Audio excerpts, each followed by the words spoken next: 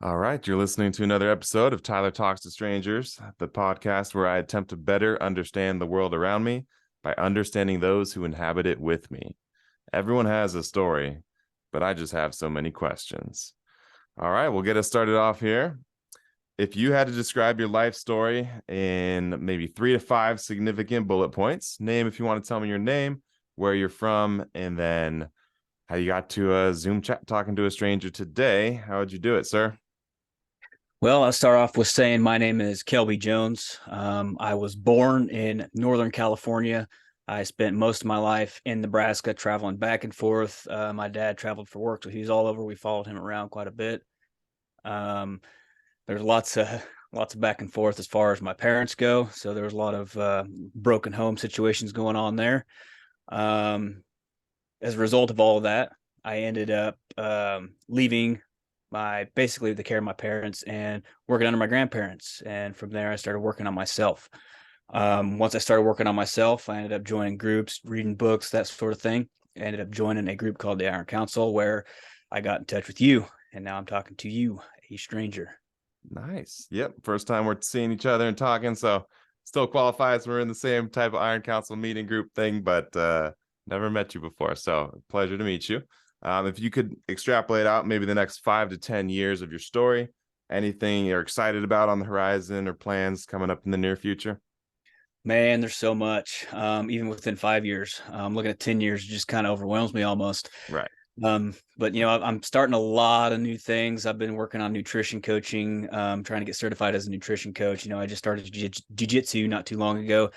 Really been working hard on that. Been really focusing on finances. Mhm. Wife and we are in a lot better place than we've ever been in the past. So man, I don't have anything that's really just nailed down at 5 years and 10 years, but Mhm. it's just wide open right now, man. And it's just looking great for me, really. And in comparison to where I would see myself 5 to 10 years from maybe 10 years ago, I would have never thought I would ever be where I am now. So Right. Nice. Okay. So what do you think is kind of been the best like significant life tip or thing that's changed maybe your financial situation, or is it a book you read, or what's kind of been the driving force for that change? so for me, it actually came down to one short period. My like I said previously, I had moved in with my grandparents just because some issues with my parents and whatnot. My grandparents, they were always great people. My grandpa, he grew up through the Great Depression. Mm, One of the hardest working people I ever met. My grandma, same way. Um, so I was living with them for a while, and my grandpa would not give me a break on anything, man. He was just hard on me and wouldn't let up. sure. Just kind of the man he was, and I really looked up to him. He paid for my tech school. Okay. He got to a point where he couldn't even have a conversation because he'd had so many strokes, but we'd talk through notes. And he really had a huge impact on me. And in 2017 in the fall, he Hmm. ended up passing away. And I think that was strike number one. Okay. And just a few months before that, I had just gotten married, Hmm. and wife and we were pretty rocky at that point. When he passed away, it's just kind of like that was the only solid part of my life. Hmm. And it was just a lot of confusion going on in my mind. Um, so kind of that, and I didn't have Yeah. work for about 3 months, so I didn't have anything to do but drink, and Right. that was just a spiral into nothingness, and that took me almost to rock bottom. Okay. And I would spend my time at my grandparents' house, just sitting there drinking, watching Netflix, just being a low life, is about all you could say. Hmm. And Hmm. there was talks of divorce. There was just lots of arguments, lots of really bad stuff happening all the time. And I don't know what happened, what prodded me to do this, but I was like, man, I got to do something. This is not going to get any better if I don't do anything about it. And Right. I had never had that kind of mindset in the past. Okay. So I just got on Amazon, man. I was just like looking up financial books. I was like, man, I got to do something here. Sure. And I ended up ordering Tony Robbins' Money Master the Game. And that's a huge book. I was never a big reader. Yeah. And it's like 600 pages. And now I just took that thing, grabbed it by the horns, and I ran with it. And man, it's just like taking the perspective of Tony Robbins and all the people he had in that book. Um, it just shifted me towards reading. And then I started reading more and reading more and reading more and reaching out and trying to learn and learn. And I ended up getting back into work. I ended up doing more here, doing more there, all over the place. And I started reaching out.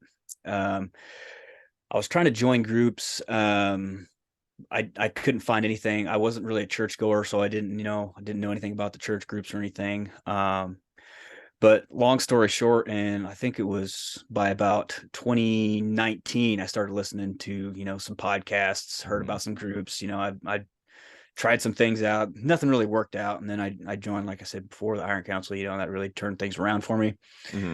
And just really trying to develop that growth mindset. Okay. And that's just kind of where it all exploded. Okay. That is, yes, a lot to say about that. My mom gave me that same Money Master the Game in 2015 or roughly, and I read that right before graduate school. So big influence on me too. I mean, that guy's awesome. Tony Robbins in general. Like, some people think he's kind of a try hard or whatever, but like, he's changing a lot of people's lives. So I respect it, and that book especially is a really well-written book. Yeah. But cool. Well, we jumped into a little bit of the first question. I think I kind of know the answer there. But who has been your biggest influence on your life and why? So kind of going back to my grandpa there, he was kind of the only one that really had anything. Okay. Once he was gone, I hadn't developed that growth mindset yet. Right. So kind of feeding into that, as I've developed that mindset, the biggest influence to me is my past self, or the future me that is the same as my past self. So, I know I do not ever want to be that person again. And, that's the default, man. That's where I go. Right. If I quit trying, and then it's all over. So yeah, it's interesting about your story, because you've kind of, maybe in your own words, have hit rock bottom, right? So you kind of know exactly what that feeling is like, what kind of the feeling of that emotional kind of resonance, right? It was just that place you absolutely don't want to be. So I've never heard of someone say it like that, where like their biggest influence is their past self. So using your lessons that you learned, I think, to get you where you are today, that's a good point in general. Yeah. Is there any specific life mottos that you tend to hold, or mantras, or anything significant for you? So yeah, I've it's been said by probably millions of people before in the past, but get uncomfortable. That has been one of the most important things that in this growth mindset that I put together in my head. Right. If you're not getting uncomfortable, like, for example, talking to a stranger, it could be that simple, Right. and for me, it's a little bit uncomfortable. Yeah. Here I am, and just doing little things like that all the time, doing something maybe even every day, that makes you uncomfortable. That's for me, it's been the biggest thing that's produced results. I co-sign that 100%. I think a lot of I'm more introverted, big book guy kind of thing growing up. So this was a challenge for me to become more extroverted, get out in the world, challenge my bubble, the same people I interact with every day, right? Just, it started as me doing field interviews, randomly walking down to the park or the beach in LA and talking to people. But now I'm kind of switching it to Zoom, just because the sound quality is a lot better. But I think that opened my eyes up to doing difficult things, and I fully agree. I think every day, if you can do it in small ways, so like I take a 3-minute cold shower every day, like at the very end of the shower I turn it as max cold as it can get. And I think just embracing that like challenge and that uncomfortableness, even for a short amount of time, can just set the rest of the day up. So I think having that necessity in life is really big. So that's really Man, important. you're braver than I am with the cold showers. I've tried that and I'm just terrible. It took me so long. The thing that really changed it for me is bringing a little like timer, like a cooking timer, into the shower, because then I could literally see the time ticking off. I'm like, my torture has an end time, like an end date. It's literally 3 minutes away. Like, I could withstand anything for 3 minutes. So that seems to help. I used to just do it based on my own, like, oh, maybe that was 3 minutes. It was probably like 20 seconds max. Right. But, Yeah. but having the timer and the visual representation of when my misery is over actually really helps. So if you want to get back into the habit, do something like that. I recommend. Man, I can do the cryotherapy. I haven't pulled off a cold shower yet. So Okay. I can stand in 300 below zero, but I can't do the cold shower. You got it. I don't know.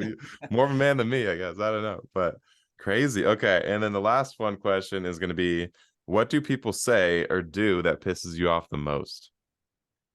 It just all boils down to a few words here. Must be nice.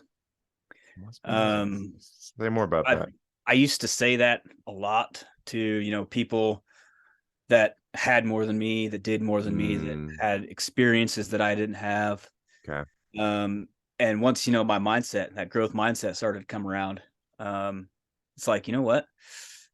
They worked for it. They earned Right. that. They're not just doing these things because, it was free.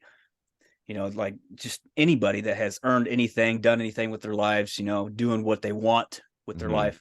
They took the time, they put in the time, and then they put in the effort. And it I'm starting to find that because I've heard people tell me it must be nice to have this or have that. And it's like, you know what, man? Wow. It is nice. You know why it's nice? Because I put in the effort, and Right. the effort, yeah, it sucks. There's days that aren't fun. But yeah, now I'm here and it's nice. So Yeah. That's the first thing that came to mind when you kind of mentioned that was um Theodore Roosevelt's Man in the Arena speech. It's just about mhm. basically the criticism that comes from the sidelines with anyone that's doing something actively in their life, right? And just the naysayers and how they really have no ground to stand on because it's really about the man in the arena, the guy with blood on his face and dust in his eyes and all those things that's doing something actively that is taking on the full brunt of life, right? So yeah, the people that are just on the sidelines saying that it must be nice to be able to lift, 400 pounds or something and not realizing that you had to train for your 20 years to lift to Yeah, that and level, that's a right? great example, because I've been weight training for like 10 years. Right. And it wasn't until like the last 2 or 3 that I was able to start putting some numbers on, like Hmm.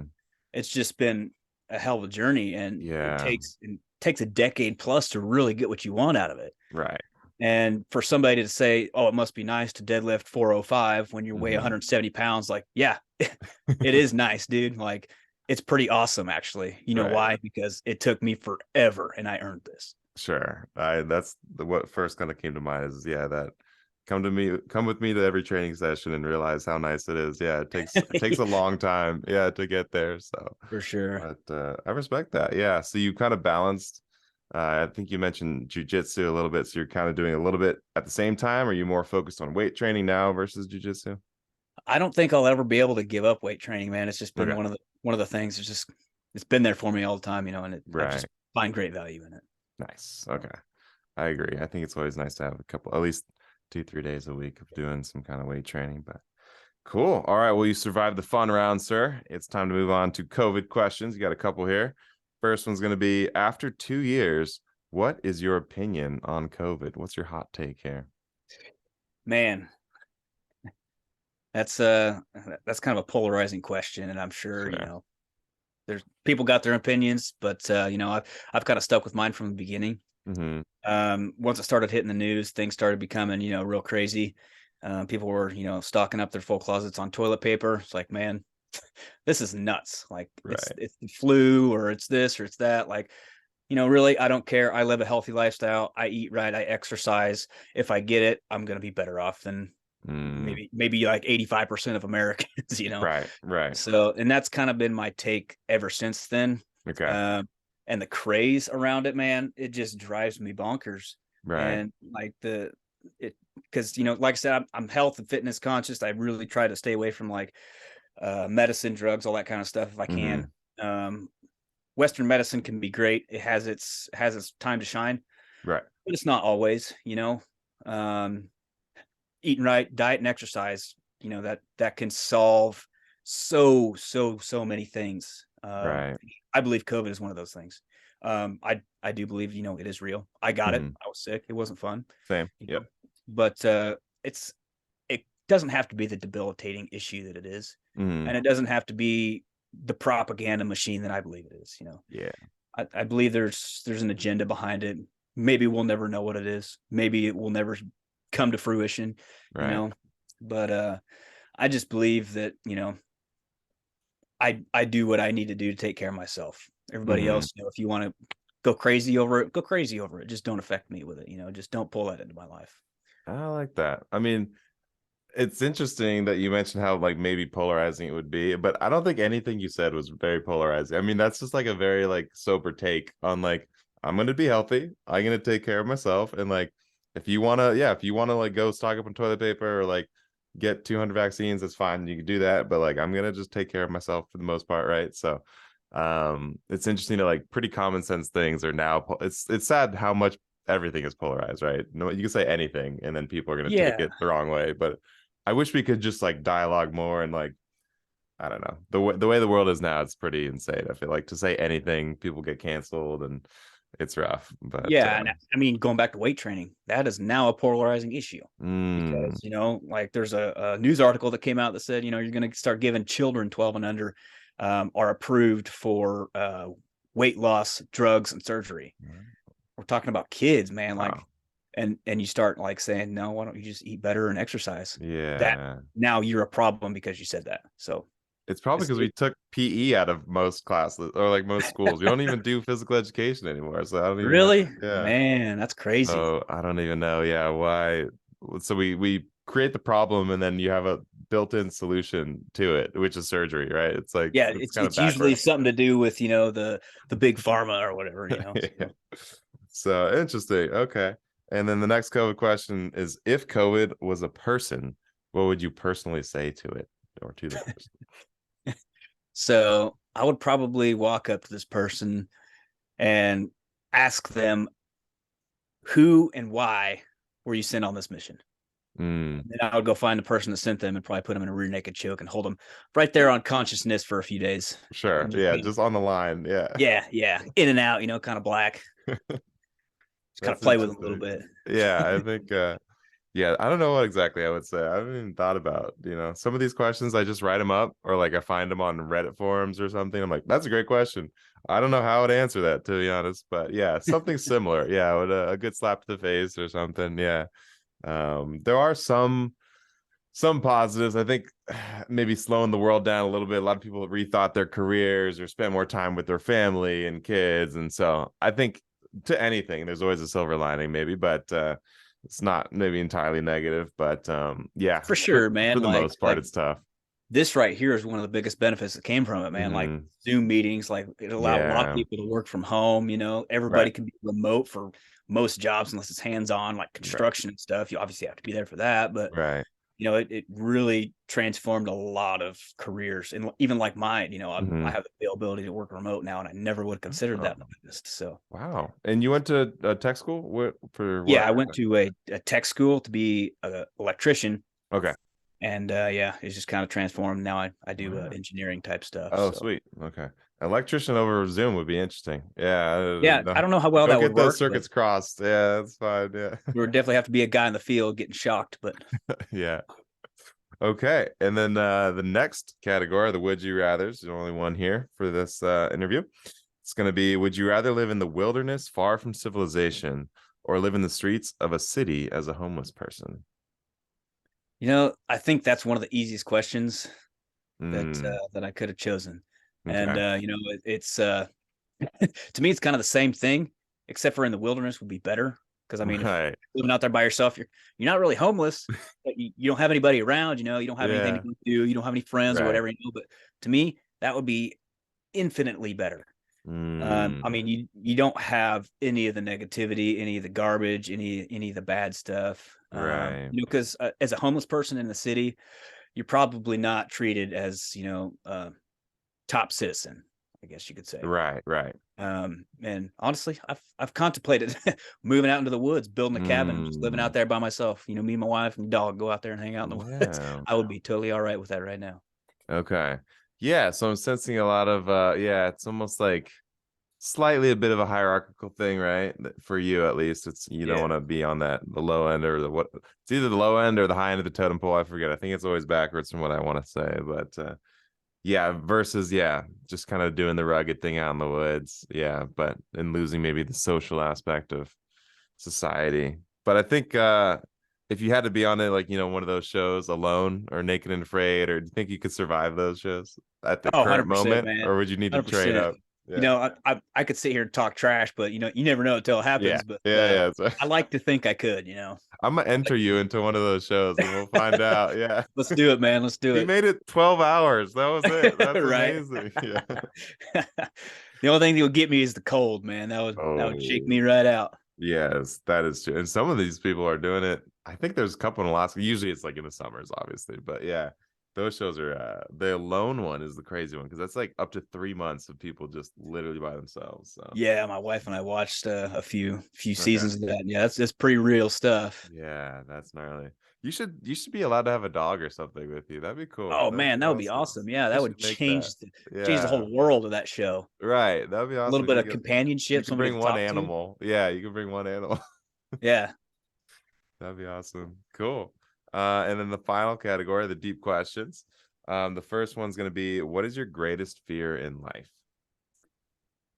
I can't really boil it down to one. If Mm, I would, it would probably be not being the man that I'm capable of being. okay. To kind of break that out a little bit, it would be kind of along the lines of not living to my potential Mm, in any and all things that I want to do. We preach, protect, provide, preside, yeah. and I really agree with that. I just feel like it's extremely important. And if I can't reach what I think my potential is there, then I would hate to not get that really. Hmm. But just kind of moving on from there, to not be the man that I never had. So my goal is to be the man to somebody that Hmm. I never had when I was a kid. Okay. Whether that's a mentor, a dad, an uncle, anything. I just want to be that for someone. Hmm. I know exactly what it's like to not have that. And I've seen the negativities that it's turned out in my life. Hmm. And I'm starting to see what it could have been if I had somebody like that as a kid. And Mm, trying to reverse a lot of that stuff as an adult is really trying to just to change your whole paradigm that you've built on for 25 years, and it's tough. Whereas, as a child, you're just a sponge soaking it all in. hmm. And then the next, it's just kind of to lose somebody that I feel that I could have saved, Right. whether that's, mentally, physically, whatever the case, a friend struggling mentally, I didn't say the right thing at the right time, Mm, or I didn't call him and say, hey man, are you good? Or active shooter situation in a mall sort of thing, hmm. am I prepared for that? Um, it would just destroy me if that situation arose and my wife's standing next to me and she gets shot and I don't know how to save her, or I don't know how Right. to take care of the guy that shot her. I couldn't imagine the feeling I would have to live with the rest of my Yeah. life because of that. And that includes, being able to shoot, being able to understand, conceal and coverment and all that kind of stuff. And then first aid, even, just simple things like that. Sure. And then, another one is just kind of to not experience life's adventures. Wife and I, we love to travel. We love Hmm. to experience local things in the countries that we go to and whatever, and to miss out on that, man, that just blows my mind that people don't care to travel. Yeah, I know. So there's people, back home in Nebraska, like, oh, nah, we don't really care to travel, outside Hmm. the surrounding 4 or 5 states. And it's like, Right. have fun, man. Not for me. Just such a closed-minded attitude, I guess. But Yeah. yeah, that's interesting. So that wow, there's quite a lot. I was gonna ask like how your fears have evolved over time, but you hit on so many as an adult. So that's a lot, yeah, to take in. I think I relate to that. Yeah, the fear of being not valued by society or feeling like your skill set isn't appropriate to the whatever the circumstance, right? Like what you're saying, active shooter, are you prepared? How well are you prepared for anything that life can throw at you? That's a good like Yeah. that's a good driving force to learn skills to upgrade your life. I think based on the fear of that I'm hearing from you and that I have myself of just not being ready for that situation, that's really And interesting. especially for us as men, we Yeah. like to prepare for things that we hope never happen. Right. And if and when they do, bam, we're there. We got Mm-hmm. this. Mm-hmm. But if they never do, we got a cool hobby, Right. at the Yeah. worst. That's a So, good we got a cool hobby. That's expensive, but it's fun. yeah. What do you think your most expensive hobby is of your entire life? Whatever. Oh no, I I don't know, think man. I do scuba diving. I like to wow. shoot. I like jujitsu. I've Okay. got, I'm into like diesel performance stuff. Okay. It's kind of all over the board, It's a man, hit or and they're miss, yeah. all expensive. I don't think Hobbies one are. takes Yeah. the cake. Yeah. Jiu-jitsu might be all right. That might be. What do you need for that? A gi and stuff? What else do Yeah, you need? you know, Expensive I think to pay for, but I think the coolest part about a hobby is like buying all the expensive cool gear. right. Like actually right now, another one I'm doing is ultralight backpacking. Oh You know, wow. I've Oh got one trip planned and I'm going crazy on gear, like unreal. right, And right, right, right. it's like that's the coolest part of it, you know. Yeah, there's a I don't need all this subreddit. stuff for one trip. Yeah, there's a subreddit called Ultralight, and it's about like people doing the Pacific Crest Trail Yeah, with yeah. just one backpack, like That's doing it it. in Yep. like 2 months, like just full on, like 25 miles a day, like just super light. Yeah, So, I'm gearing up to do like 13 I'm doing Pikes Peak in oh wow. June and Okay. I'm gearing up for like 13 pounds and I could like Yeah. probably live on that for like a week. Pikes So Peak in Colorado? yeah, yep. Oh wow.